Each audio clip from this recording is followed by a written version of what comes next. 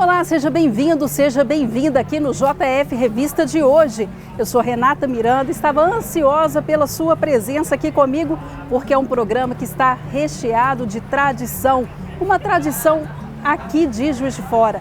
É a Feira de Olambra, que traz verde, muitas cores, novidades para a gente. Eu, pelo menos, sou apaixonada por flores, tenho certeza que você também vai gostar.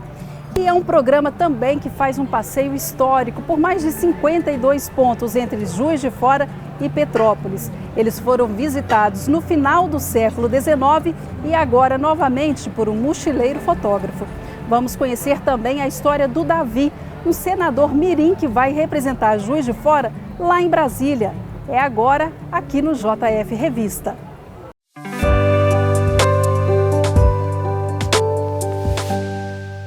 Como eu falei para você no início do programa de hoje, o JF Revista está na Feira de Olambra. É um programa recheado de cores, leveza e flor, muita flor para te alegrar o seu olhar e, por que não, falar de amor.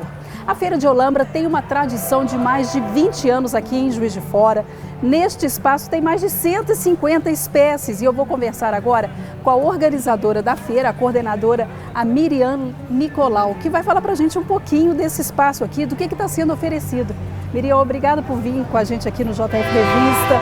É um espaço que está oferecendo mais de 150 espécies. Mais de 150 espécies há mais de 20 anos e a gente, como essa feira já é uma tradição, né, do circuito cultural de Juiz de Fora, e a gente tem uma satisfação de estar fazendo esse trabalho e também é uma continuidade, né, que esse trabalho já foi feito pelo Lions Club, hoje em dia ele tem sido feito pelo Centro Espírita União do Vegetal, que é onde é o trabalho que nós fazemos, é um trabalho voluntário de mais de 60 pessoas trabalhando na feira para poder trazer esse encantamento, né? Então a gente concilia tudo aqui. Eu comprando um vasinho aqui na Feira de Olambra, eu vou também promover uma filantropia. Isso. Tá promovendo porque o nosso lucro, assim, o que traz de lucro da feira para a gente é para nosso trabalho dentro do nosso centro, né? Dentro da nossa instituição. E a gente tem vários trabalhos filantrópicos dentro da instituição, além do nosso próprio custeio, né? São 153 espécies, não é isso? 150 espécies de flores, plantas, suculentas e comestíveis. E a gente tem também um trabalho de caminho sensorial, que é para poder trazer as pessoas de habilidade, baixa visão. E as crianças para poder fazer esse trabalho. Nós temos o trabalho do oleiro. O Juiz Forano espera essa feira. Sim, todo ano tem um afeto. Tem esse afeto, eles ficam sedentos com essa feira. Tanto que a gente começa a fazer esse trabalho já no final do ano para poder estar satisfazendo a população, né? A população não só de Juiz de Fora, mas de todo o entorno da Zona da Mata que frequenta essa feira.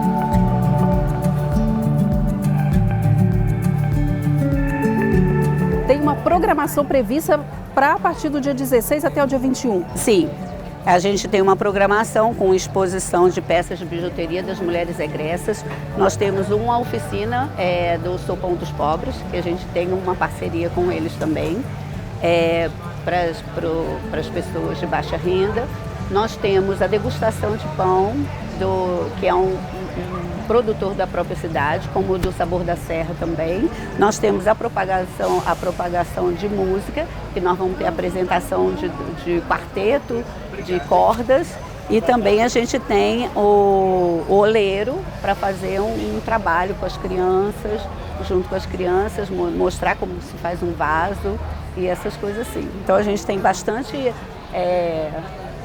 ações, né, dentro dessa feira, que não é só exposição, para poder as pessoas se interagirem com as plantas e conosco também nos conhecer cada vez mais.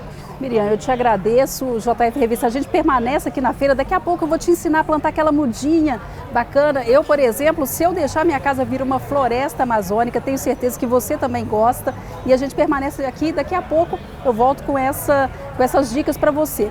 Mas antes disso, a gente vai fazer um passeio histórico por diversos pontos em Juiz de Fora. São pelo menos 52. Eles foram retratados num livro do final do século XVIII e agora foram revisitados por um fotógrafo.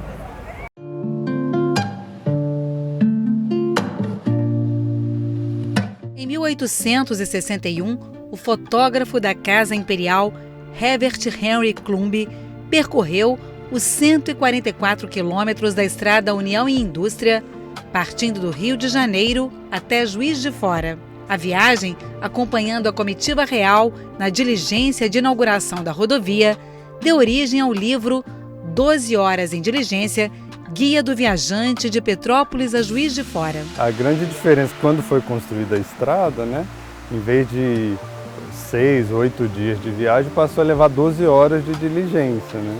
Aí como veio essa do Clumbe de 12 horas em diligência, falei, não dá para eu ir de diligência, né? Falei, vou a pé, porque eu já tenho esse costume da estrada, né, que eu falo que sou fotógrafo, poeta e mochileiro. Então eu já tenho um pouco dessa vivência na estrada e eu quis refazer esse caminho a pé, aí falei, simbolicamente vou organizar para refazer em 12 dias, né? 163 anos depois, o fotógrafo e mochileiro Tiago Virman resolveu fazer a mesma viagem, inspirada no fotógrafo da Casa Imperial. Uma mochila nas costas, um espírito aventureiro e muita disposição para andar por 12 dias pela Estrada União e Indústria. Nós conversamos com o Tiago em um dos cenários fotografados por Clumbe. Hoje, este local corresponde ao bairro Vale do Ipê. É interessante esse local que quando a gente entra ali na história do Clumbe, né, dessa viagem da inauguração da Estrada União e Indústria, que inclusive tem 3 locais que é registrado, não só o Clumbe registra, como o próprio Dom Pedro II traz no diário, né? Então quando ele vem para essa região, que aqui é onde começa também a parte da colônia alemã, né? E o Dom Pedro anda por toda essa região, então eles falam nos diários, né, dessa região até subir no Morro do Imperador, né?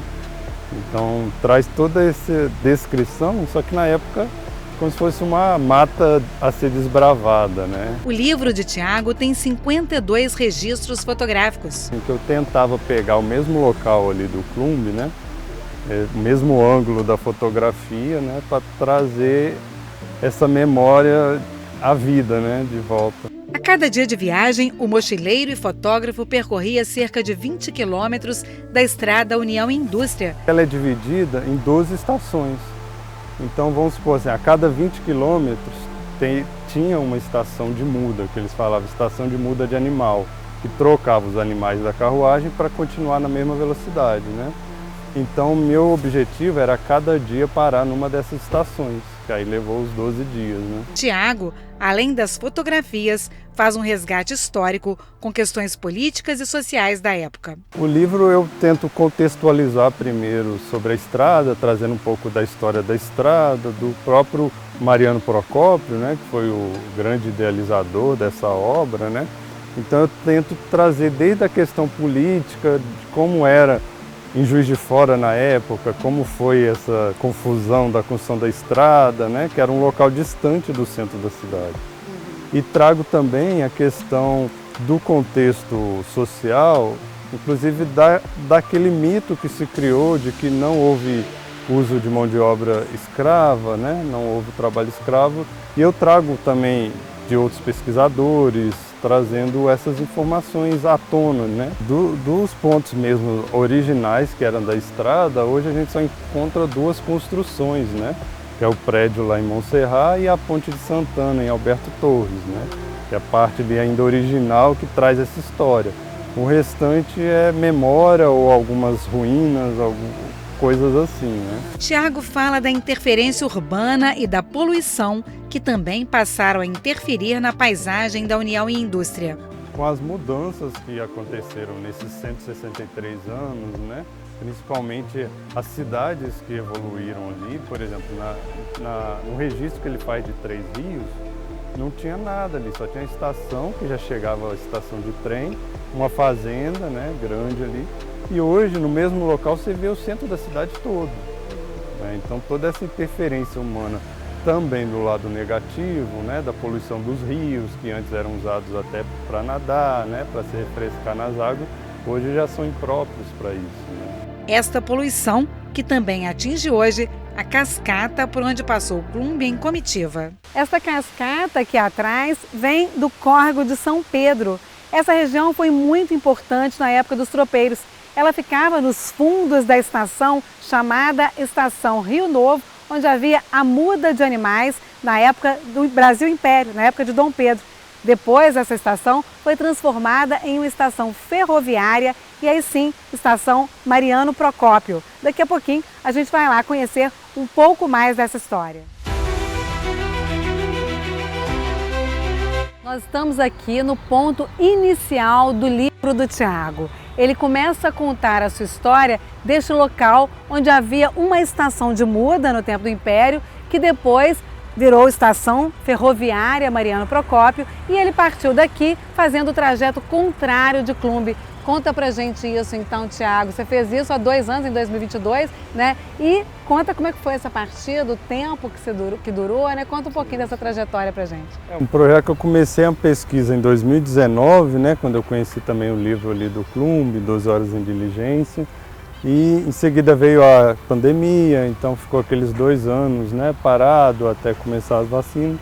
Aí então eu fiquei nesse tempo pesquisando, até viajando ali pelo Google, né, até então poder colocar o pé na estrada, né. Além do ponto onde hoje se encontra a estação do Mariano Procópio, Tiago percorreu outros lugares ainda dentro de Juiz de Fora. Daqui saindo ele contorna o Morro da Glória, né, e pega ali a Getúlio Vargas e saindo de Juiz de Fora. E da Getúlio passa lá para o Poço Rico, passa em frente ao cemitério, que já tinha, que o Clube comenta até do cemitério. Vai seguindo pelo Vila Ideal, onde passa a primeira ponte, que eu trago a foto, que o Clube narrava, contava bem como eram as construções das pontes, né? E eu trago esse registro. Logo em seguida, seguindo a estrada, né, ali sentido Matias Barbosa, que a gente vai encontrar a Ponte Americana, onde ficava a penúltima, vamos dizer assim, estação. Só que era uma estação só de animais, era onde só trocava o animal e seguia, né? Ele tem fotos que mostram toda propriedade na época do Mariano Procópio, né? E a casa que ele até então estava construindo também para hospedar a família imperial, né? Só que da inauguração em 1861 não estava pronta. E acabaram se hospedando onde hoje aqui é o Esquadrão, né? E é onde eles ficavam. E não só fotos, mas tem todo o relato da festa que foi feito aqui para a inauguração da estrada, né? O projeto, que recebeu apoio do edital Murilão, da Lei Murilo Mendes, também se preocupou com a acessibilidade. O livro traz um material com audiodescrição, né? E traz audiodescrição das 52 fotografias e o conteúdo textual também. Né? Esse trabalho foi feito pela Patrícia Almeida, né, Patrícia? Explica como é que é e faz pra gente aí uma audiodescrição de uma das fotografias que a gente pode mostrar. Eu contei na equipe, né, com a parceria da Cida Leite, né, que é consultora. Então eu fiz, junto com o Tiago, né, a descrição das imagens, porque todo o processo da fotografia, o que ele mostrava naquela fotografia, e também a pesquisa que ele fez. Então eu não me baseei apenas no que eu estava vendo, mas nas pesquisas. Como aconteceu na fotografia aqui da Estação Rio Novo, né, que ele fez uma fotomontagem. E aí eu vou ler um trechinho para você, né, do material, inclusive, que vem acessível para leitores de tela, né? Ele vem assim, é o Espaço Cultural de Na Rocha, Estação Rio Novo, fotomontagem de uma fotografia atual com estereograma feito por Clumbe. Em primeiro plano, um cabo de aço perpassa da margem inferior esquerda e sobe em diagonal em 70 graus até a margem superior. Atrás dele, no chão de terra avermelhada, com pequenas gramíneas verdes, as bases de 2 pilares margeiam 2 linhas férreas que fazem curva para a direita, uma com trilhos gastos e tortos e a outra com trilhos reluzentes. À esquerda, diante da linha férrea de trilhos gastos, inserido sobre a fotografia, recorte do estereograma em tons de sépia da Estação Rio Novo, Parte de um aglomerado de pessoas de pé do recorte está oculta por um gradil marrom escuro que fica à margem do prédio da Estação Cultural. Na fachada, cor bege, o letreiro Mariano Procópio em preto.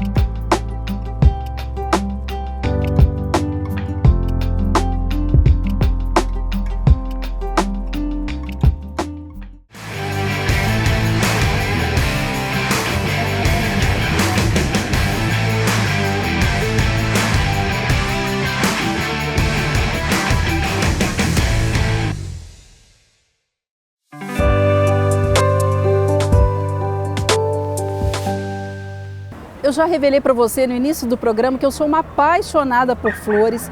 Meu apartamento, se pudesse, seria um representante da Mata Atlântica, porque realmente eu tenho muitos vasos. Eu amo. E para gente que mora em apartamento, realmente é um pouco mais difícil cultivar. A gente nunca sabe que tipo de planta a gente coloca ali, qual que sobrevive a baixa luz que tem nos apartamentos hoje em dia, principalmente os menorzinhos, não é mesmo?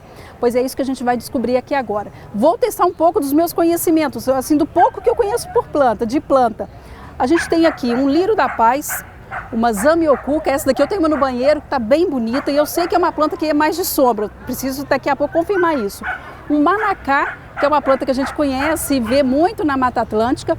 Tenho aqui crista de galo, bem bonita, que está colorida bastante, e o cravinho. Essa aqui é uma planta um pouquinho mais fácil de cultivar, mas quem vai confirmar isso tudo para mim é o Milton Oliveira, um dos voluntários aqui da feira. Vou passar aqui um pouquinho, atrapalhar a imagem do Sérgio e da Fabi Cruz. Ô Milton, me fala uma coisa, eu acertei aqui, a zamioculca é para sombra? Acertou. Essa planta aqui, ela é uma planta de origem africana e ela é assim, quase que uma planta para sombra pura assim mesmo. Serve muito para quem tem uma casa que não bate sol na sala, serve para hall de prédio e também o lírio da paz, você também acertou. Também é uma planta com a mesma função, assim, gosta de sombra e a flor dele dá assim bem ornamental. As duas são de pouca água, não é? Isso, a rega delas é uma rega média, assim, elas não podem ficar também completamente seca, né? Mas elas não dão tanto trabalho, porque essa rega média é de você regar assim de umas 2 ou 3 vezes por semana. Agora, você trouxe aqui pra gente o manacá, que é uma árvore, a gente vê uma árvore bem bonita no meio da Mata Atlântica, ela fica linda, mas é planta de jardim, não é para vaso. Isso, o manacá, enquanto ele está pequeno, ele pode até ficar num vaso, fica bem, mas ele tende a crescer mais, então as pessoas plantam em frente de casa, no quintal, e ele também é bem ornamental. Sol? Sol, ele gosta de sol. Sol total? É sol pleno, mas assim, enquanto ele é novo, que ele vem assim da estufa, é bom fazer uma rustificação, que é fazer um sombrite primeiro, aí ele se adapta naquele local e aí depois tira o sombrite e aí ele desenvolve. Aqui a crista de galo? Crista de galo, isso, acertou. Acertei, crista de galo e o cravinho. São vasos, plantas para vasos também. São. Explica pra gente, sol, sombra, rega, muita rega, pouca rega. Isso, esses já são assim, mais específico para sol, que às vezes a pessoa tem mora em casa e tem um caminho que fica com sol pleno, então a crista de galo então, é perfeita para isso. É muito, muito bonita e ela, com relação à rega, ela também precisa de média rega também. Todas as plantas, assim, que se a gente, fora os cactos e as suculentas, eles precisam que tenha uma rega mais constante, de pelo menos umas 2 vezes por semana. Joia. Agora, eu pedi ao Milton para ajudar a gente a plantar um vaso aqui agora e a gente escolheu a suculenta. É uma planta que todo mundo pensa que é difícil de cuidar, a gente acaba matando a suculenta de tanta água e ele vai mostrar para a gente aqui agora que isso é um mito, é fácil de cuidar. Vamos lá? Vamos. Aqui eu queria que você explicasse pra gente o que tem nesse vaso. Eu estou percebendo que aqui tem uma manta, né? Essa é a manta aqui. Eu coloco a manta e depois disso? Isso, a gente pode fazer o seguinte, como a gente tem essas bolinhas de argila, elas são muito boas porque são leves e elas ajudam a manter a umidade no solo e também drenar um pouco para a gente não, vamos dizer assim, ela equilibra entre ela mantém a umidade e ao mesmo tempo também a água passa por dentro dos espaços. Então a gente coloca primeiro é a argila, então. Primeiro é a argila, isso. A gente coloca a argila por baixo, não precisa ser muito, só para que ela serve como preenchimento do vaso e também para poder fazer essa drenagem. Vou te confessar que aqui eu não vou resistir, vou colocar a mão na massa porque eu adoro mexer com terra. Vamos fazer, exatamente. Aí coloca a manta, que o objetivo da manta é justamente segurar mais a terra, para a terra não ser toda drenada, né, sair em pó embaixo do vaso. Todo vaso tem que ser furado para ele não ficar encharcado. E em seguida a gente vai colocar a terra vamos pegar em seguida as plantas. Tá, eu já vou te ajudar aqui, tirando um pouquinho as plantas do vaso. Isso. Aqui a composição pode ser aleatória, pode, né? Suculenta uso combina artístico. bem uma com a outra. A terra, que tipo de terra é essa? Essa terra aqui é uma terra vegetal, uma terra preparada, que ela assim, ela tem uma terra orgânica. Eu percebi aqui que a gente percebe, olha só, um pouquinho Isso. vou mostrar aqui nessa câmera, a gente tem aqui caco não, né, pedaço de casca de árvore, folha. Exatamente. Isso aqui deixa ela ficar mais solta, uma terra mais solta, exatamente, uma terra não compacta muito, ela compacta o ideal que a gente diz. Assim. Essa quantidade de terra aqui é suficiente? Porque agora a gente vai ter que ter um espaço para fazer para colocar. A gente não deve tirar a planta sem o substrato. Ela tem que ser mantido o bulbozinho dela. Tá. Aí a gente vai apertando em volta dos vasinhos para que ele venha assim o mais perfeitinho possível. Percebi que esse substrato aqui tá com um pouquinho de adubo, não tá? Isso é importante também. Né? Ele já vem. É importante para ela continuar crescendo, não é? Isso. E a rega dela? A rega da suculenta, ela é uma rega menor do que das outras, como ela mantém bem a umidade. Então a rega dela é uma rega, vamos dizer assim, como eu falei, eu vou ajudar bem aqui, tá? Ela aguenta mais, menos água, aguenta ficar com menos água. Quando eu vou escolher essa mudinha de suculenta, como é que eu escolho? Porque às vezes a gente pega no supermercado, na feira assim, é sempre melhor, não é? Na feira a gente pode assim, tem uma variedade maior para escolher, né, que a gente escolhe assim pelo nosso gosto mesmo, e olhando a planta assim, a que tiver mais saudável, que a gente se identifica, gosta mais. Que eu posso dar um apertãozinho, né? Pode apertar assim, gente, e usar a terra dela. Fui bem abusada aqui ajudando o Milton, coloquei mão na massa mesmo, acabei, não é? Mas é porque eu gosto bastante. É isso mesmo. Aí a gente agora vai completar nos lugares aqui onde a gente pode colocar um pouquinho mais de terra. E aqui fica bonito depois, colocar aquela pedrinha mais branquinha, aí você pode enfeitar também. Isso, aí a gente pode também, assim, usando o que a gente tem aqui, a própria argila também de bolinha, excelente, ela serve para ser lindo. colocada em cima também. Então, depois que a gente plantou aqui, agora a gente vou te convidar aqui para delicadamente também colocar em volta o nosso vaso ornamental. Com certeza ajudo sim, vamos lá. E aqui a gente limpa e arrega. Agora a gente rega nunca em cima das flores, da suculenta em si, sempre fora dela, né? Exatamente. Tá. A gente vai regar em volta. Perfeito.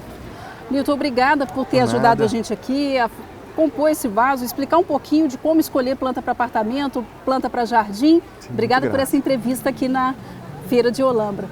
E daqui a pouco a gente volta. No próximo bloco eu vou te apresentar o Davi.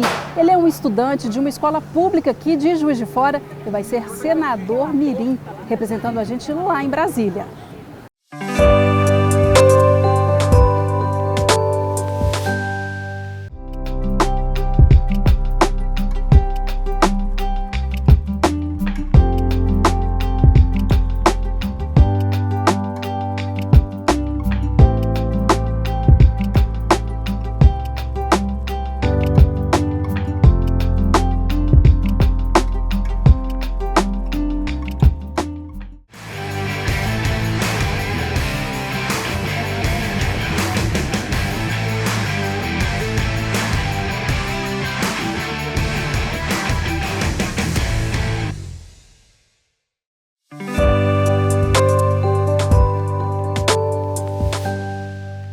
JF Revista está de volta e a gente continua te mostrando imagens da Feira de Olambra, uma tradição de mais de 20 anos em Juiz de Fora.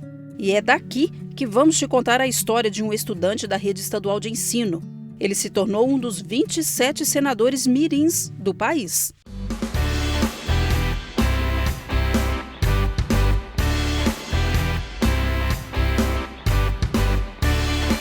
Esse é o Davi, juiz-forano de 18 anos, morador de Filgueiras, filho da dona Rosimar e do Marino, neto da dona Maria Geralda. Ele é aluno da Escola Estadual Hermenegildo Vilaça e do Conservatório Estadual Aide França Americano. Um jovem como tantos outros, mas os dias de anonimato acabaram para o Davi. Ele está fazendo as malas rumo ao Distrito Federal. É o representante de Minas Gerais no Congresso Nacional, escolhido pelo programa Jovem Senador. Bom, foi uma surpresa, porque estava até no edital que primeiro a escola fica sabendo e depois o aluno, né?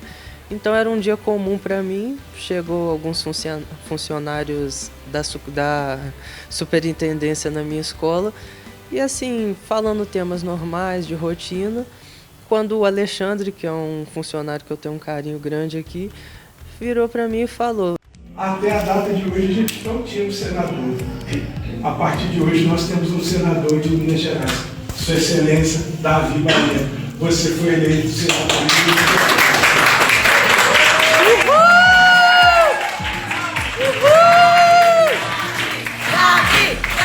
Para mim foi um choque, né? Porque na frente da sala, depois da escola toda, eu fiquei realmente congelado, né? Na gravação dá para ver que eu fiquei sem reação, assim, muito feliz.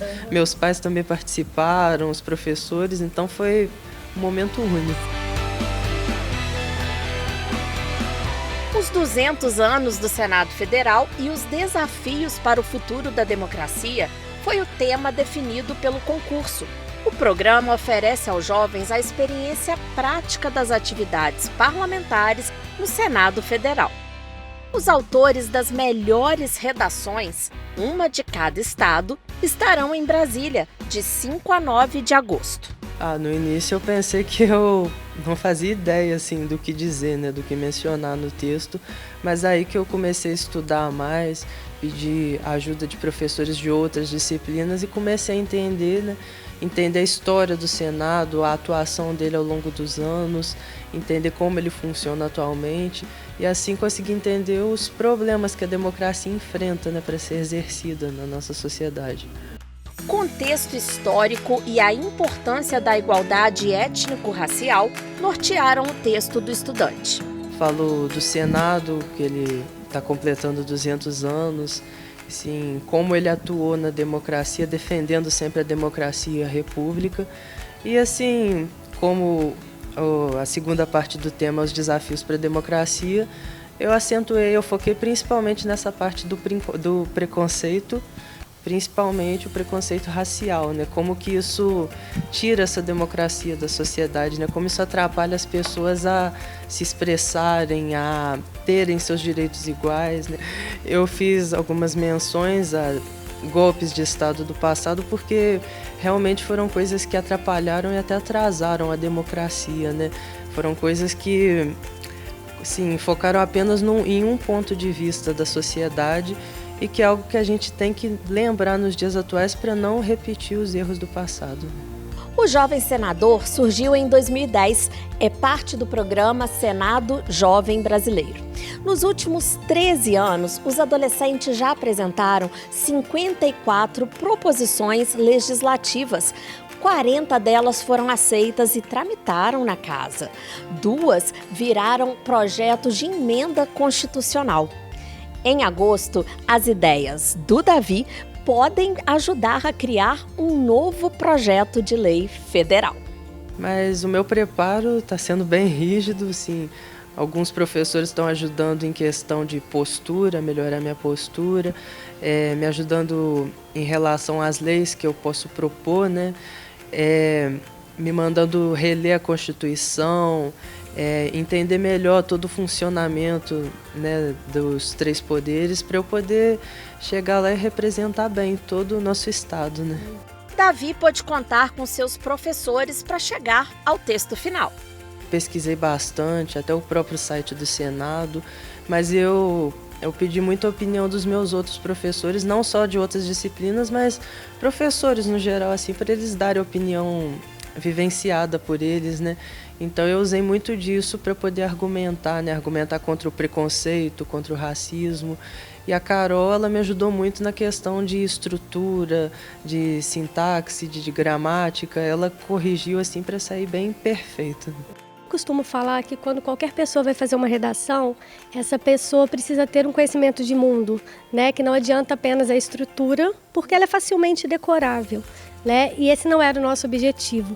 Queríamos um texto autoral, legítimo e que captasse os valores do Davi, da escola. E por isso, né, nós fizemos várias versões do texto do Davi. E nós fazíamos horas extras na escola, eu e o Davi, sentávamos, líamos o texto, reescrevíamos o texto. E ele nunca me disse, professora, eu já não quero reescrever. Ele reescrevia, levava para mim, a gente corrigia, Davi, ainda não tá bom, a gente precisa melhorar isso, isso e isso. Conversa com esse professor, vê o que a gente pode encaixar. E com esse trabalho em conjunto, né, com essa dedicação do Davi, com o meu conhecimento técnico, tudo isso agregou para que a gente tivesse o resultado tão esperado. Os 853 municípios mineiros somam 1.453 escolas estaduais, 47 em Juiz de Fora, uma das 30 cidades que compõem a Superintendência Regional de Ensino. A escola, ela não prepara apenas as competências e as habilidades, né, que são da Base Nacional Comum Curricular. No caso, o Davi ele entendeu a importância de se inserir enquanto cidadão, né? Ele pesquisou sobre a história do Senado, qual é a função do Senado sobre leis. Então, mais do que a organização sintática, a organização ali do texto, da estrutura do texto, como ele disse, contou muito bem ali com o auxílio da professora, também toda a política, as questões políticas, o conhecimento de mundo que ele precisou de adquirir. Para o diretor educacional, além de motivo de orgulho, Davi prova que a educação pública tem qualidade. Até semanas atrás, o Davi ele estava ali com uma situação, né? Ele tinha um mundo e esse mundo ele foi ampliado, né? Ele passa a ter acesso a muito mais informações, ele vai ter acesso, vai ser recepcionado pelo presidente do Senado, e isso amplia as perspectivas e muito mais que isso dá um exemplo para os seus colegas. Ele foi um exemplo ali para os seus colegas, isso mostra para os jovens que todos podem. O Davi sempre foi um menino muito proativo, ele sempre, né, liderou grandes movimentos na escola em prol de fazer ajudas às outras pessoas. Fica a dica do jovem senador. Incentivo é tudo. E ele revela um sonho para o futuro próximo. Os meus pais, por mais que não tivessem muita condição muito boa, eles sempre me incentivaram a estudar, a ler, a correr atrás do que eu quero. A minha avó, que eu perdi tem pouco tempo, também me incentivava muito nos meus sonhos. Assim, qualquer coisa que eu precisasse, eles me ajudavam. E eu carrego isso até hoje, né, para poder ter um futuro melhor, né?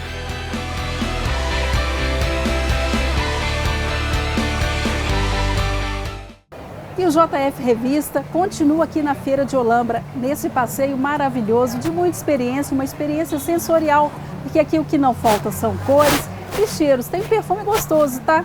Perfume das flores e muita leveza. Eu vou conversar um pouco sobre elas agora com a Ana Carolina Calil, que vai contar pra gente um pouco do que tem. São 150 espécies aqui. Ô, Ana, eu já bati o olho num tomatinho. Esse ano foi uma novidade, né? Me conta uma coisa, a gente consegue cultivar ele em vaso?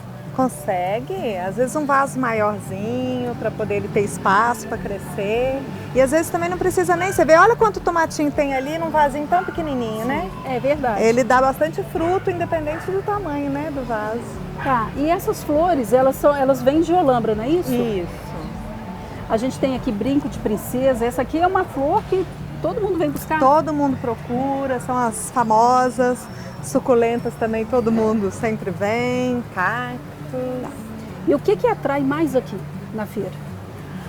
Além das flores mesmo, rosas, orquídeas, nós também temos muitas folhagens, né? Plantas para grandes espaços, jardins. Esse ano também veio bastante folhagens maiores, tem pessoas que têm mais espaço, né? E a gente vai pular para o vaso das folhagens, né? Vamos lá. lá. Vai lá do outro lado da feira, que é lá que estão as folhagens. Tem cada uma mais linda que a outra. Vamos lá? E agora a gente está aqui num espaço da feira onde estão as folhagens. E olha, tem cada coisa mais linda que a outra. A começar por aquele vaso ali, o Sérgio Zaratonelli vai dar um zoom até lá. Olha o vaso maravilhoso, bonito para um canto de jardim. Mas aqui eu estou percebendo, olha, que tem costela de Adão e tem essa aqui, que é uma novidade da feira esse ano. Qual que é essa planta aqui, Ana? Essa é a Philodendron.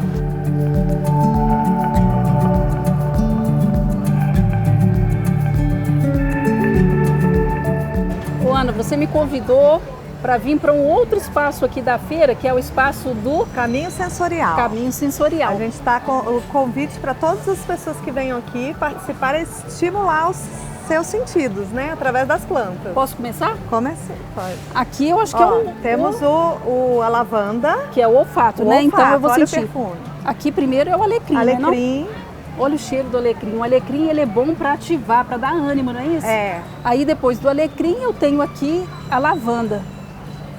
A lavanda já é para acalmar, gente. E é um cheirinho bem gostoso, suave. E olha que não tem nem a flor, né? É. Ela só tá com um Ainda botãozinho. tá brotando. O botãozinho tá aqui, mas a gente já consegue sentir o perfume da lavanda. Depois disso, é o paladar. Paladar. Eu não vou arrancar, né, Ana? Mas eu sei que aqui tem um tomatinho, tá bem madurinho, então é para atiçar o paladar mesmo. Essa aqui qual que é? Esse é o morango. É o morango? Esse é o morango. Ai, que delícia, olha só. Ainda não tem aí a fruta? Gente, tem. Olha aqui. A fruta já madurinha aqui no pé também, já para atiçar o paladar. Aqui já é o toque. Tá. É isso? É o tato. Isso, o tato. Olha só. Aí eu sinto aqui, já estou sentindo, são suculentas, ela tem as pontinhas mais agudas, mas assim, ela tem espessuras e texturas diferentes, né? Essa aqui é uma parte inclusiva da feira, porque as pessoas com baixa visão, elas vêm aqui e conseguem ter toda a experiência que nós temos no restante da feira.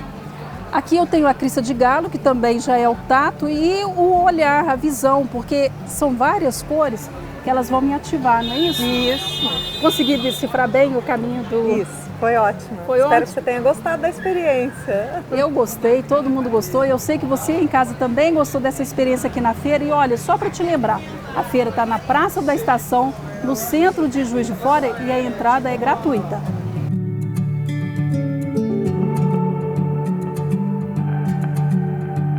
O JF Revista fica por aqui. Obrigada pela sua companhia. O nosso passeio nessa galeria de flores foi maravilhoso.